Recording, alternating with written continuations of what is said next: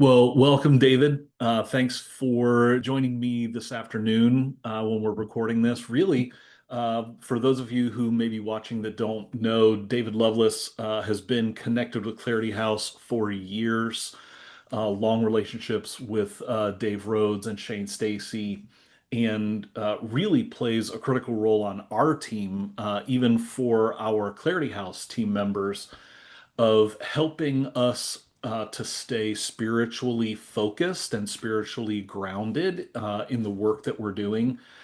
It's, as you can imagine, in dealing and working with a lot of different churches with a lot of different struggles, sometimes we can, just like everybody else, get into the grind of getting tasks done and those kinds of things and need to recenter and refocus our souls. And so David plays that role on our team to help us with different exercises when we get on team meetings, whether it's virtual meetings like this or even when we gather in person. So uh, we wanted to talk a little bit about today, knowing that we're in the summer months here. We're recording this on June 11th, and many pastors will either be taking vacation during the next few months, or some pastors, this is a luxury not every pastor has, but some pastors take a few weeks off from weekly preaching during the summer.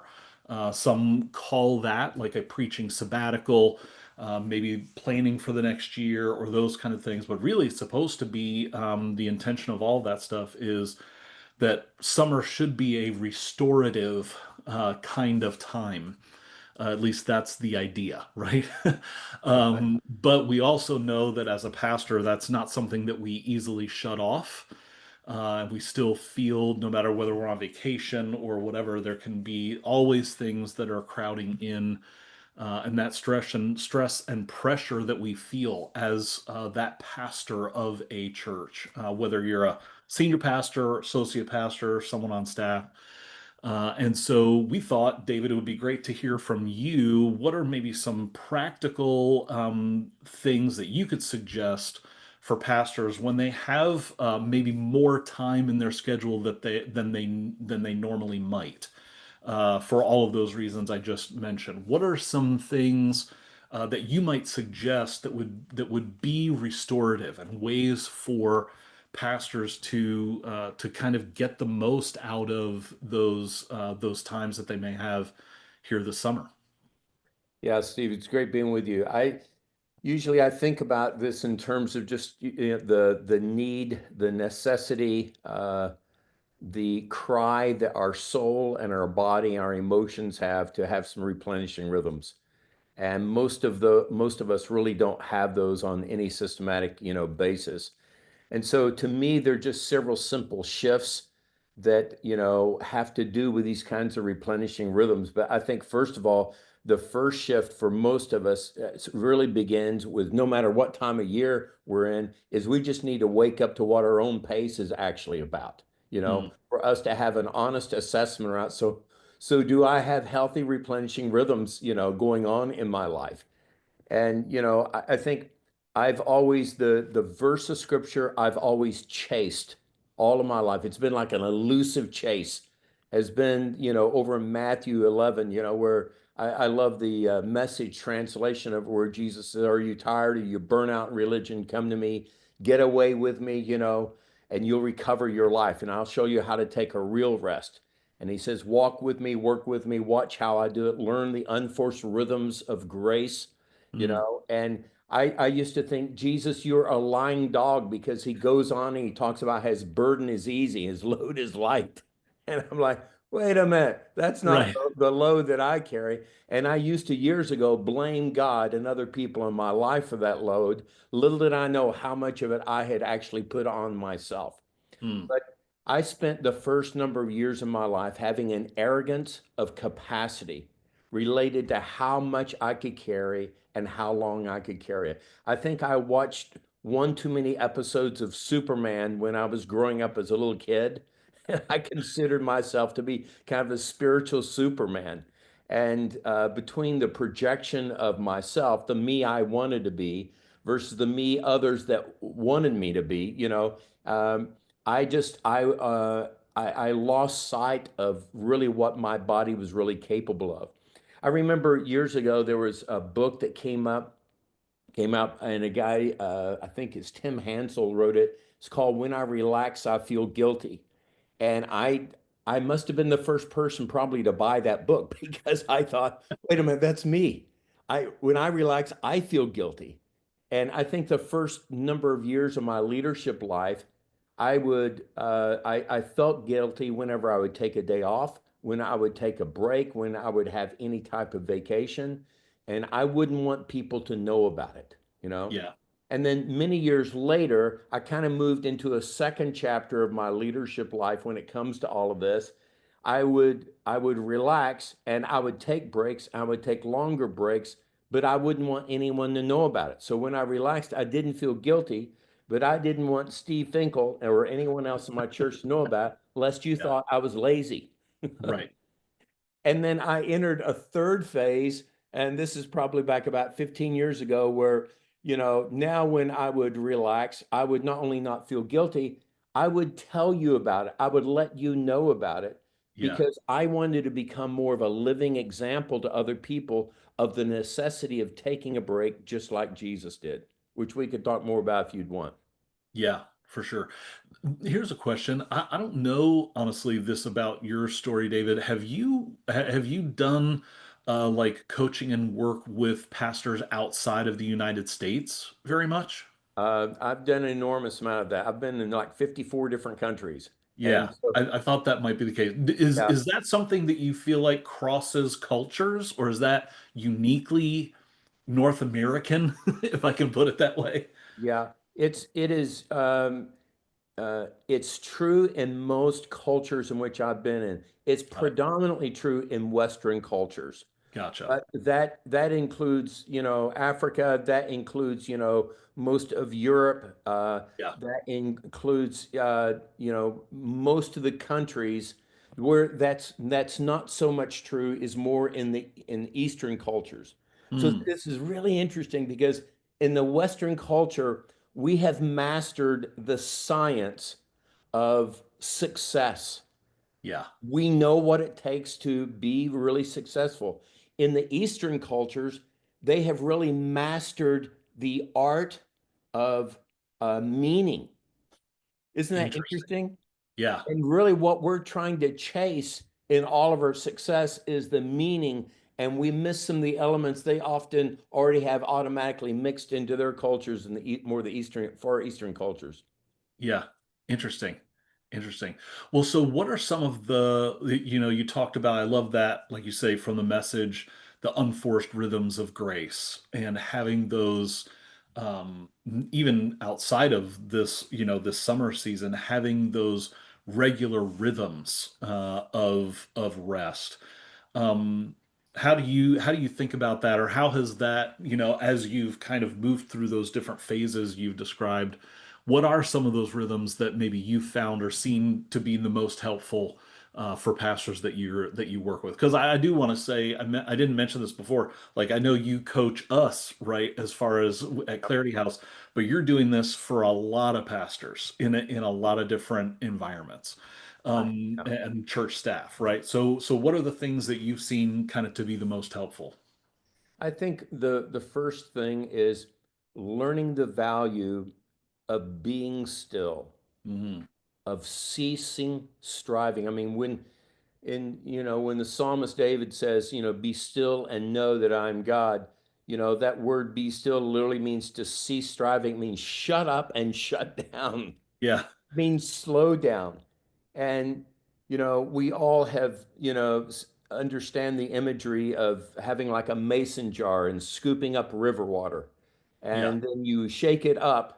And of course, it's really, really cloudy in there. But if you set it down on a table and you Mm. let that sediment, you allow that jar to sit still for a few minutes, all of a sudden that sediment will begin to settle down to the bottom. And before, when it was all stirred up, there's distortion. I couldn't see through that mason jar. But Yeah. when you let it sit there long enough, all of a sudden that sediment will settle down to the bottom and you have a different level of clarity. You can see God differently. You can Mhm. see yourself differently. You can see the world and other people differently when you be still and know, when you cease striving. So, one of the things, in fact, I will admit, this has been one of the most difficult things I've had to learn in my whole life is what it means to be still. I Mm. started off just trying to practice 3 minutes a day of shh, Yeah. just being still, slowing down, taking some deep breaths, trying to move out of my egoic thoughts where I had monkeys jumping through the trees and reminding me of everything I haven't done in my previous life, everything I need to be doing today and tomorrow, right? Yeah. We all have those. And then moving into 5 minutes, then moving into 10 minutes, then moving into 30 minutes, and moving into longer periods of time. The Yeah. point is not how much time you do it. The point is learning how to be still Mm. and being able to do that where you're not always having to be a productive machine. And so I would really encourage everyone, this summer and then moving forward, if you're not already doing that, or if you are, what would it look like to begin to extend that? There's Yeah. something about just even the powerful, I know it's a literal story, but there's a powerful metaphor behind it. When Jesus is asleep in the boat, right? And there's a storm, and the disciples, they finally wake him up. They're like, how does this dude sleep while we're all freaked out? Right? Right. And Do then you he not even addresses care? Right. he addresses the storm and he says, "Peace, be still." And I Yeah. think there's something of value of when for me to try to practice being still and then being aware of what is it that is disturbing me. What are Mm. the storms that are still existing in my soul that I need to address or be aware of or begin to live away from instead of living into, when Mm. I'm trying to be still? Yeah. That's good. So that sounds like a daily rhythm, right? That's a And daily finding, rhythm of learning. Just some yeah. of the mystics in the past have referred to it as centering prayer. Hmm. It's a practice that's been taught for more than 500 years. Yeah. So where you learn to just sit comfortably with your eyes closed, you just use a simple word or phrase you begin to focus on. Like sometimes I'll just be still. I'll say, Hmm. David, be still. And then you just hold that word gently for just a few moments. And then when you Yeah. become aware of the monkeys jumping through the trees, bring yourself back to your breath and to that very phrase right there. Yeah. And then gradually you let that fall away. And you'll notice that for a few moments, you're not having any specific words. You're Yeah. not fighting any specific thoughts. You are literally entering into the rest that Jesus promised was available. And the more you learn to practice that, again, the goal is not to get really good at that. The goal is just to simply practice that. So that's one of the practices I recommend. Got it. Yeah, that's good. So, then how about beyond daily? Do you think in terms of that like daily, weekly, monthly? How do you is that how you think about it? Yeah, I then think about the importance of having a finish line. That would be another Mm. practice I would utilize, is to have a finish line on a daily basis, weekly basis, Got it. quarterly basis, and an annual basis. So it's kind of like there's a reason why from the very beginning of time, God established these rhythms in creation, in nature, in Yeah. Eden. And so part of the grace of Eden was the pace of Eden. And so I've just tried to learn to cooperate with that through creating finish lines. So I'll give you a couple examples. So I have a daily finish line. So usually about 6:30 each evening, that's when I go, okay, that's enough for one day. I'm Yeah. going to leave Screenland. I'm not going to respond to any emails, to any text, any phone calls, unless it's from, a close friend or a family member or something like that. But I'm going to quit working. Yeah. And so it's the evening morning rhythm right there. And so Mm. I cross my finish line for the day there.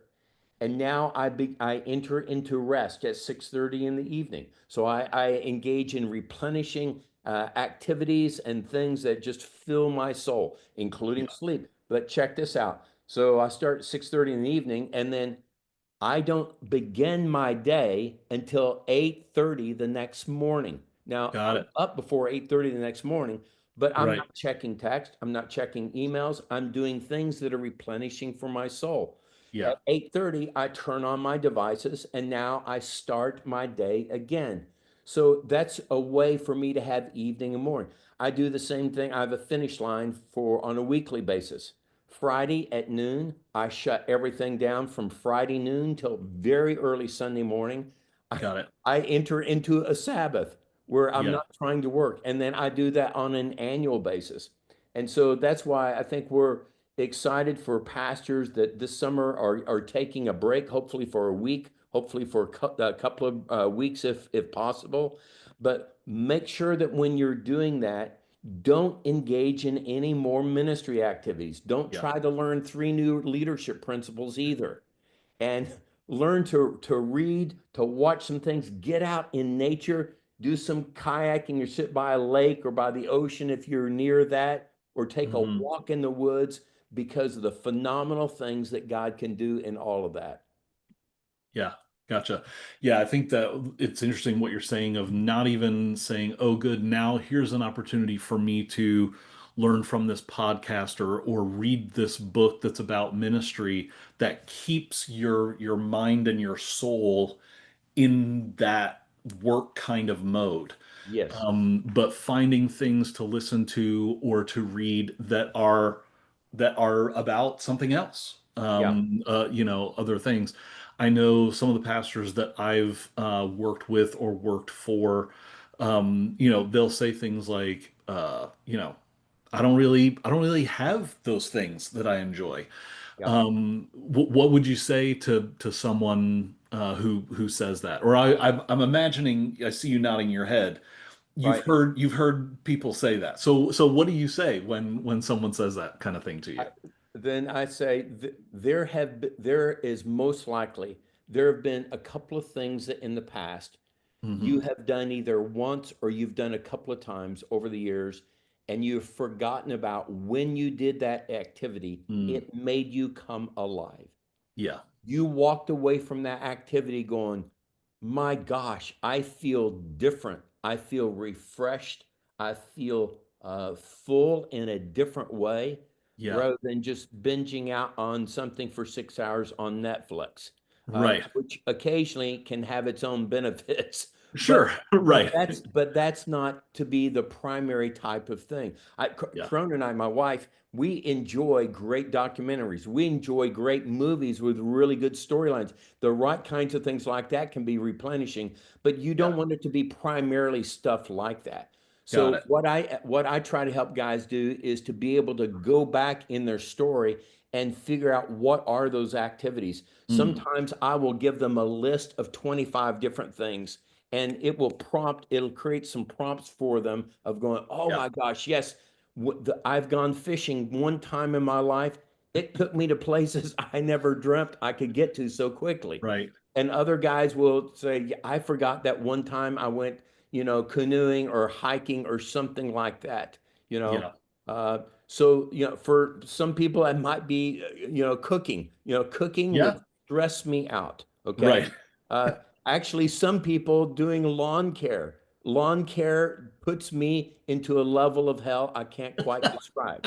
Okay. Right. Building a table for my wife. Okay, that would cause me to leave Christianity and Yeah. move into another religion.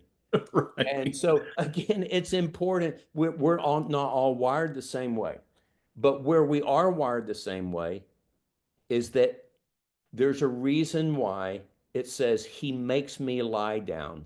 Mm, Most of us have to be made to lie down. interesting. But Yeah. we want to learn to move into a different season of life where we've recognized the value of this.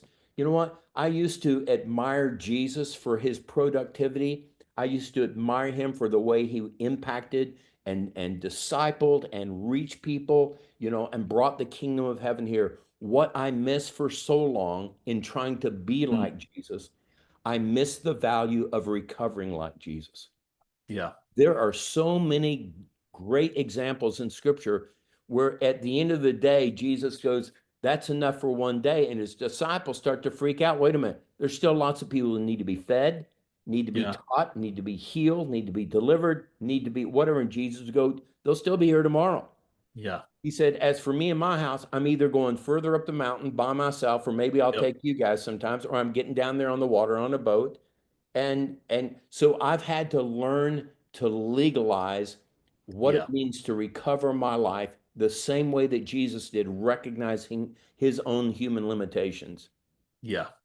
Yep. Yeah, it's really good.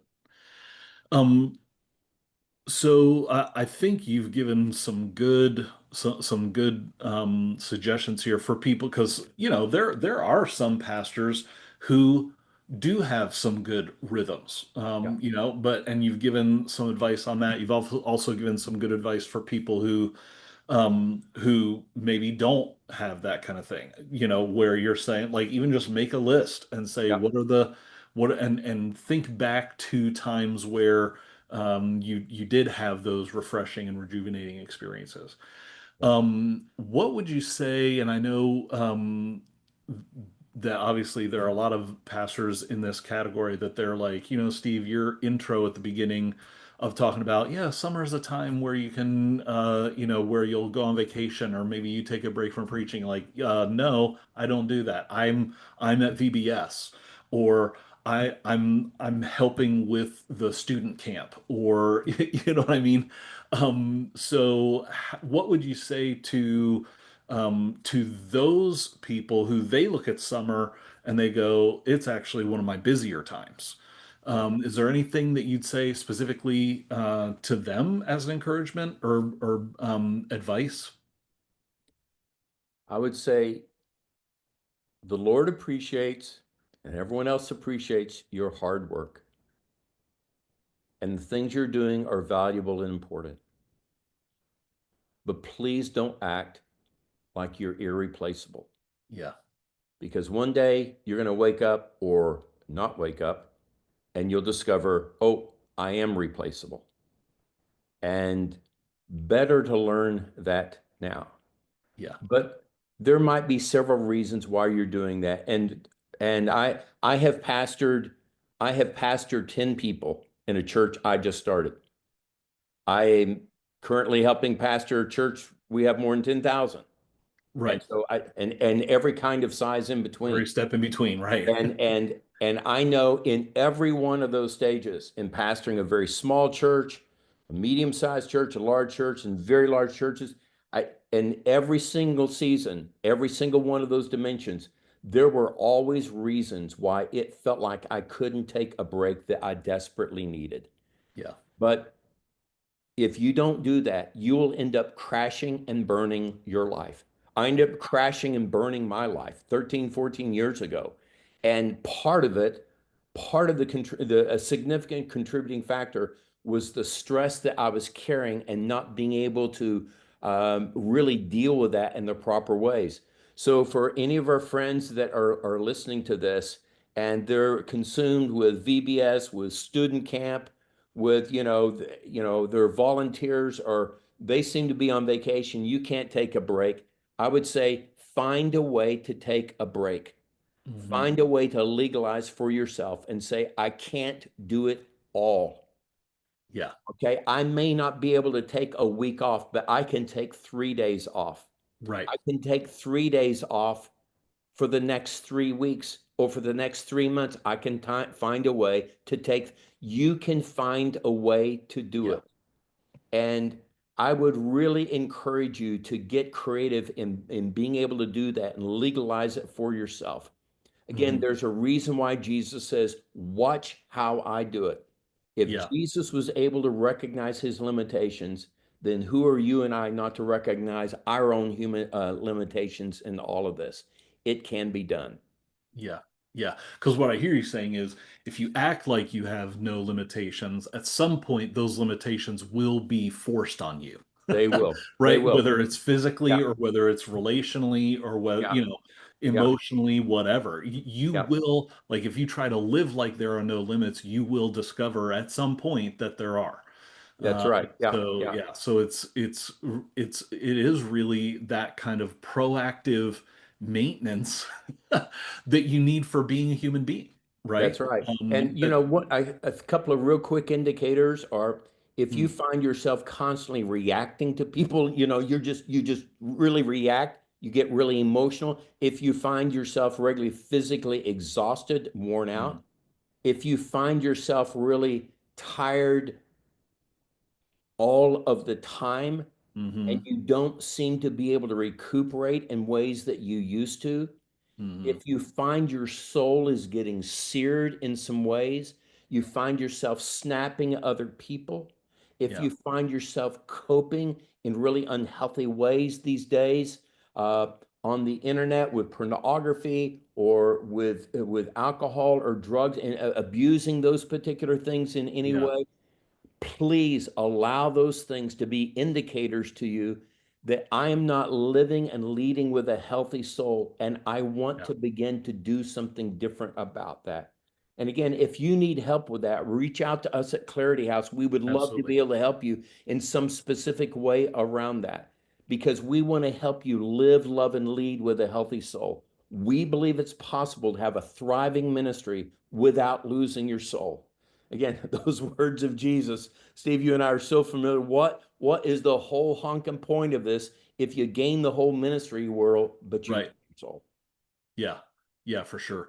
Well, and I think what you're saying there, even those indicators to be aware of, um, unfortunately, I know, and I know you do as well. I know pastors who, for as insightful as they can be in some areas of ministry or in teaching and preaching, when it comes to being aware of like what's happening inside of them, I've had this phrase that I've used unfortunately way too often, that there's a shocking lack of self-awareness. Yes, there you go. That's Right? right. Of you like you're good at those things, and you're not even aware though that the fact that you're not resting and rejuvenating, that it's spilling out. And so I would encourage pastors, if you feel, if you're like,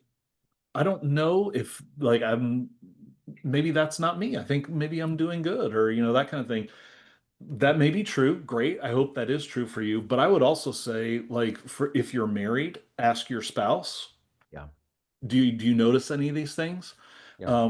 You should have Don't people. ask if you don't want to know the answer. Well, that's exactly right. Um, but like there should be people in your life, whether if you lead a large staff, maybe it's not going to your staff, but maybe it's people on the elder board or other people, even relationships outside of your church. That people who have that license, I would say, to speak into your life and say, "Hey, I'm noticing this about Yeah, you." Because we're also, as much as human beings need rest, we also need that connection and that community. yeah, Right. And so how are we allowing a community to speak into our lives and say, hey, I think it's time to take a break. I mean, I know yeah, in my life, there have been plenty of times where my wife has said, you need a break, like at least a long weekend. You know what I yeah, mean? Like you said, maybe you can't take 7 or 10 or 14 days, but you could take two, you could take yeah, three, yeah, and have a long weekend, and like you're saying, do something that is not ministry related, yeah, that refreshes you. So that's yeah, good. yeah, yeah. Um, any other like specific resources or things that you wanted to mention for pastors who are looking to, again, like they're looking heading into the summer and going, even though it's so funny, even as I go to ask that question, it's like, how can I get really good at resting? You know what I mean? That even that becomes another thing to achieve, right? Yeah, Or another exactly. thing to produce. Yeah. But are there any other like resources or specific suggestions that you have for them? Yeah, I think a couple of things. The first thing is maybe stop and ask the Lord, the way that you've set up and designed the universe and designed me and designed all of life to operate, there seems to be a rhythm of rest and then work, Hmm. evening, and then mourning. Yeah. Which of those two needs to most be redeemed in my life? Here would be some other ways I would put that. Yeah. I need to recognize there's a time to be idle and Mm. there's a time to be productive. There's a time to be poured into, there's a time to be poured out. There's a time to retreat, there's a time to advance. There's a time to play, there's a Mhm. time to have purpose. Mm. Which of those two equations need to be most redeemed in your life? Yeah. And then say, Holy Spirit, what is my simple next step that I need to take in all of that?